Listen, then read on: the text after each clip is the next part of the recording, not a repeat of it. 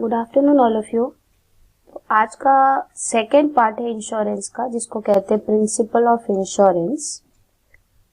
Principle of insurance mostly आपको 8 marks के question में ये पूछा जाता है और 8 मार्क्स का क्वेश्चन आपको क्वेश्चन नंबर 8 में दिखेगा। 2 ऑप्शंस होते हैं, जो एक आपको आता है बिजनेस सर्विसेज में से एक क्वेश्चन, और दूसरा जो क्वेश्चन होता है वो आपको मार्केटिंग में से पूछा जाएगा। तो दोनों ही चैप्टर के वेटेज आपको ज्यादा दिए गए हैं। 4th चैप्टर बिजनेस सर्विसेज, इसका भी वेटेज ज्यादा है, और मार्केटिंग जो 15 मार्क्स का आपको बोर्ड एग्जाम में पूछा जाता है। तो दोनों के ही वेटेज आपको ज्यादा है, जिसमें मैंने प्रीवियस लेक्चर में पार्ट 1 में इंश्योरेंस के पार्ट 1 में आपको एक्सप्लेन किया था कि प्रिंसिपल क्या इंश्योरेंस क्या है, इंश्योरेंस के बेसिक टर्म्स क्या है। आज का जो टॉपिक है वो प्रिंसिपल ऑफ इंश्योरेंस के ऊपर है कि अगर आप इंश्योरेंस लेते हो तो ये 7 प्रिंसिपल्स आपको फॉलो करने होते हैं, जिसमें मैं अभी आपको आगे के टॉपिक में एक्सप्लेन करूंगी कि कौन कौन से प्रिंसिपल है इंश्योरेंस के। फर्स्ट प्रिंसिपल आपको आपके टेक्स्ट बुक में दिख रहा है कि principle of utmost good faith. Utmost good faith का मतलब ही होता है कि आपका फेथ होना चाहिए। किसका?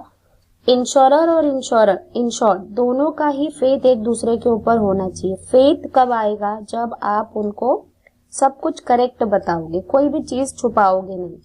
जब आप किसी से कोई चीज छुपाते नहीं हो तो ऑटोमेटिकली फेथ अराइज हो जाता है। जैसे यहाँ पे लिखा हुआ है कि ये सारे टाइप के इंश्योरेंस में एप्लीकेबल है, चाहे आप लाइफ इंश्योरेंस ले लो, मरीन इंश्योरेंस ले लो, फायर इंश्योरेंस ले लो। It is applicable to all type of insurance contract. In all type of insurance contract both the parties, दोनों, इंश्योर्ड भी और इंश्योरर, जो जिसने इंश्योरेंस लेनी है वो भी और जिसने इंश्योरेंस देनी है वो, दोनों का एक दूसरे के ऊपर भरोसा होना चाहिए, अटमोस्ट गुड फेथ होना चाहिए। वो कैसे आएगा? इंश्योरर और इंश्योर्ड दोनों को ही अपना मटेरियल फैक्ट कंप्लीटली, क्लियरली और करेक्टली डिस्क्लोज करना है। डिस्क्लोज का मीनिंग क्या होता है? आपको बताना है, कोई भी चीज आप छुपाओगे नहीं। आपको आपके जो भी जिस चीज के लिए भी आपने पॉलिसी ली है उसके बारे में आपको क्लियरली, कंप्लीटली और करेक्टली बताना है, चाहे वो इंश्योरर हो या इंश्योर्ड हो। अगर इंश्योरर आपको पॉलिसी दे रहा है तो पॉलिसी के सारे टर्म्स और कंडीशन आपको करेक्टली, क्लियरली और कंप्लीटली बताना चाहिए। और इंश्योर्ड जो इंश्योरेंस की पॉलिसी ले रहा है वो किस लिए ले रहा है, उसको भी अपने मटेरियल फैक्ट के बारे में कंप्लीटली, क्लियरली और करेक्टली डिस्क्लोज करना चाहिए, बताना चाहिए। सो इंश्योर्ड मस्ट प्रोवाइड, जिसने इंश्योरेंस लेनी है वो अपने सारे इंफॉर्मेशन को कंप्लीटली, क्लियरली और करेक्टली इन्फॉर्म करेगा, जिसके ऊपर भी वो ले रहा हो। सब्जेक्ट मैटर, ये प्रीवियस लेक्चर में, प्रीवियस पार्ट पे मैंने आपको बताया, सब्जेक्ट मैटर मतलब जिसके ऊपर आपने इंश्योरेंस की पॉलिसी ली है, वो सब्जेक्ट मैटर के बारे में आपको कंप्लीट, क्लियर और करेक्ट इंफॉर्मेशन देना है इंश्योरर को। सिमिलरली जो इंश्योरर होगा, यानी जिसने भी आपको पॉलिसी देना है, जो आपको इंश्योरेंस की पॉलिसी दे रहा है, वो अपने सारे रेलेवेंट मतलब इम्पोर्टेंट इंफॉर्मेशन रिगार्डिंग टर्म्स और कंडीशंस या पॉलिसी से रिलेटेड जितने भी इंफॉर्मेशन होंगे वो आपको क्लियरली, करेक्टली और कंप्लीटली बताना चाहिए। अगर आप कोई इंफॉर्मेशन नहीं बता पा रहे हो या फिर आपने जानबूझकर कोई चीज छुपाई है तो इससे आपको नुकसान होने वाला है।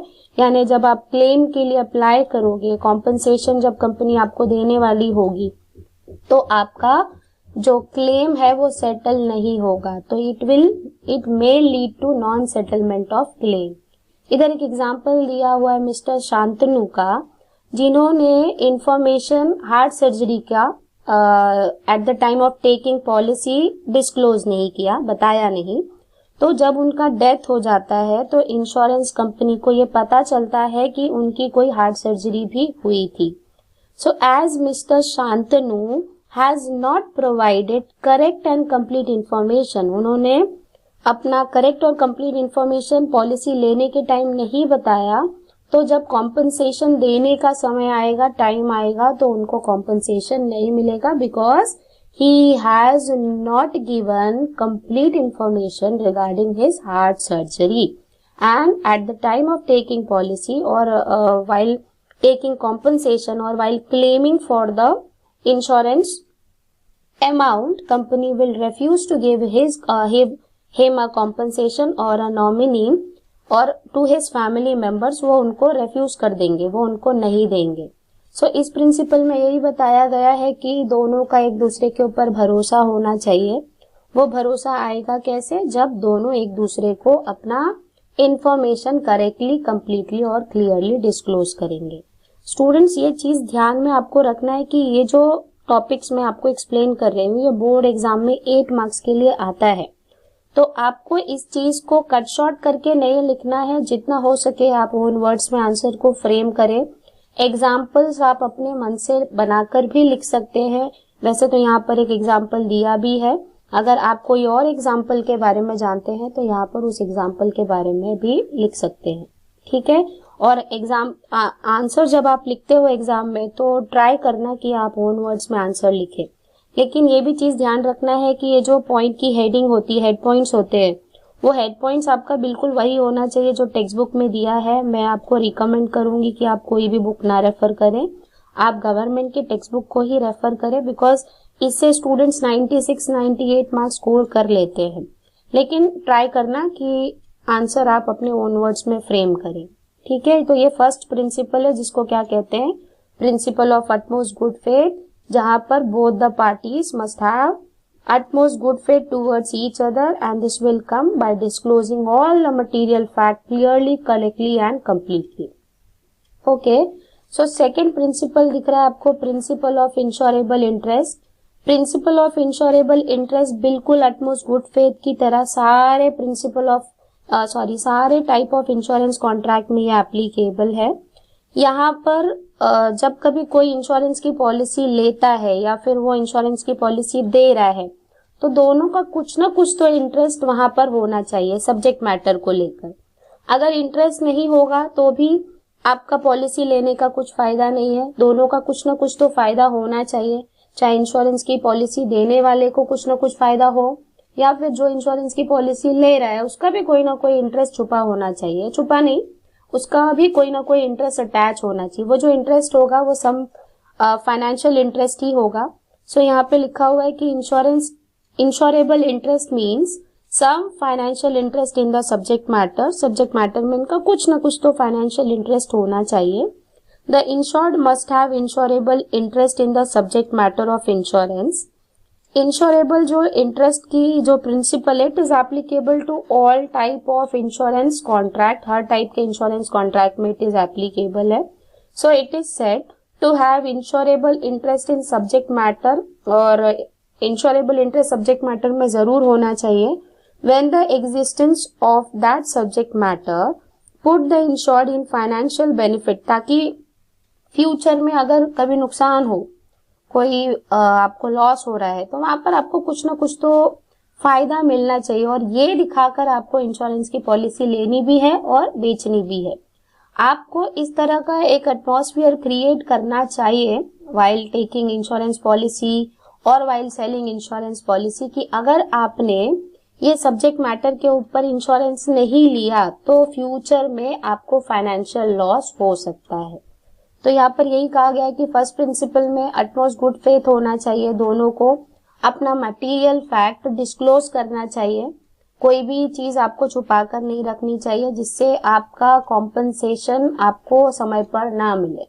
तो अगर आपको इसका एग्जाम्पल चाहिए तो किसी ने अगर ONG मूवी देखी होगी तो उससे आपको ये अंडरस्टैंड हो जाएगा कि अगर आप अपना मटेरियल फैक्ट डिस्क्लोज नहीं करते हो तो it will lead to refusal of compensation amount. और यहाँ पर प्रिंसिपल ऑफ इंश्योरेबल इंटरेस्ट में अगर आपको कोई इंटरेस्ट नहीं होगा, फाइनेंशियल इंटरेस्ट नहीं होगा, तो आगे जाकर आपको प्रॉब्लम होगी अगर आपने वो पॉलिसी नहीं लिया।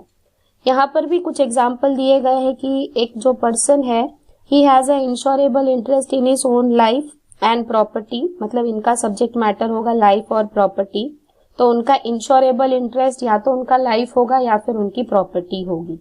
सेकेंड दिख रहा है कि अगर कोई बिजनेसमैन है तो उनका इंश्योरेबल इंटरेस्ट उनके गुड्स में होगा जिसमें वो डील कर रहे हैं, अगर वो प्रॉपर्टी में डील कर रहे हैं तो उनका सब्जेक्ट मैटर उनका प्रॉपर्टी होगा। ओके, सो जो बिजनेसमैन है उनके लिए उनका इंश्योरेबल इंटरेस्ट उनके गुड्स या फिर प्रॉपर्टी। अगर कोई इंडिविजुअल पर्सन है, सिंगल पर्सन है, तो उनका इंश्योरेबल इंटरेस्ट या तो उनका लाइफ होगा या फिर उनकी प्रॉपर्टी होगी।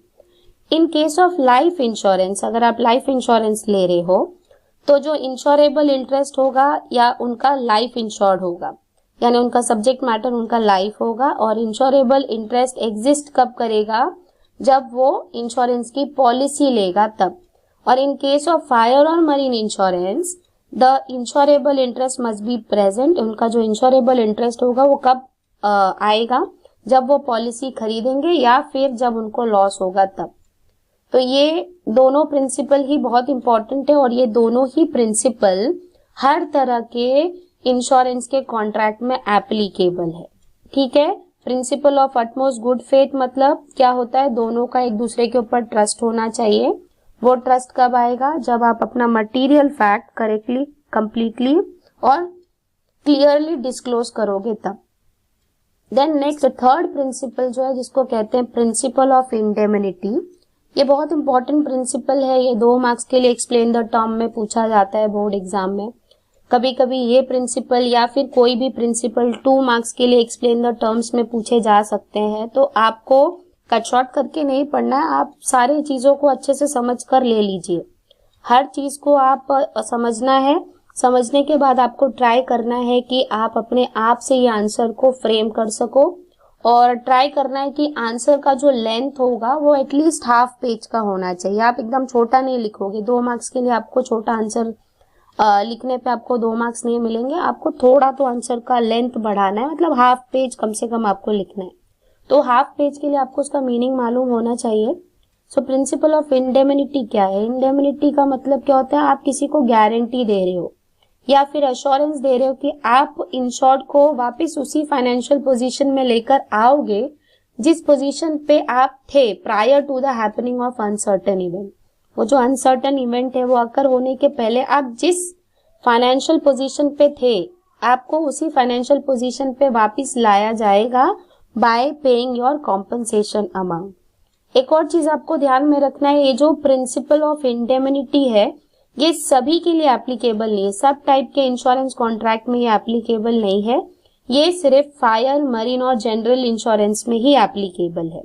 लाइफ इंश्योरेंस में ये एप्लीकेबल नहीं है। इसका भी एक रीजन है कि कभी भी हम लाइफ को मॉनिटरी टर्म में मेजर नहीं कर सकते। कभी भी लाइफ को आप कोई भी कॉम्पनसेट करके या फिर कोई क्लेम अमाउंट देकर मेजर नहीं कर सकते। उनको वापस उस पोजीशन पे नहीं लेकर आ सकते जिस पोजीशन पे वो थे, क्योंकि लाइफ का कोई भी मुकाबला या फिर लाइफ को आप कभी भी मॉनिटरी टर्म्स में मेजर नहीं कर सकते।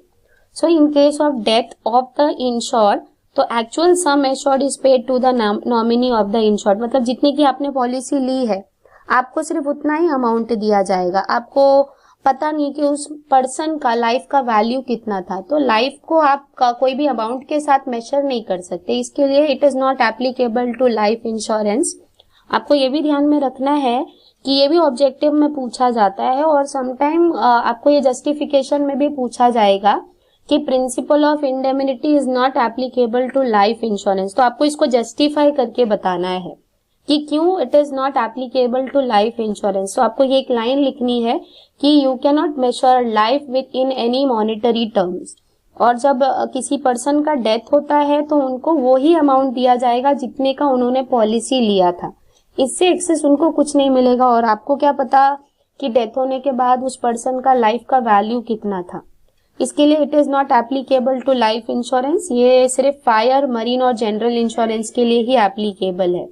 फिर under this principle the insurer agree कर रहा है कि he will compensate the insured for the actual loss suffered.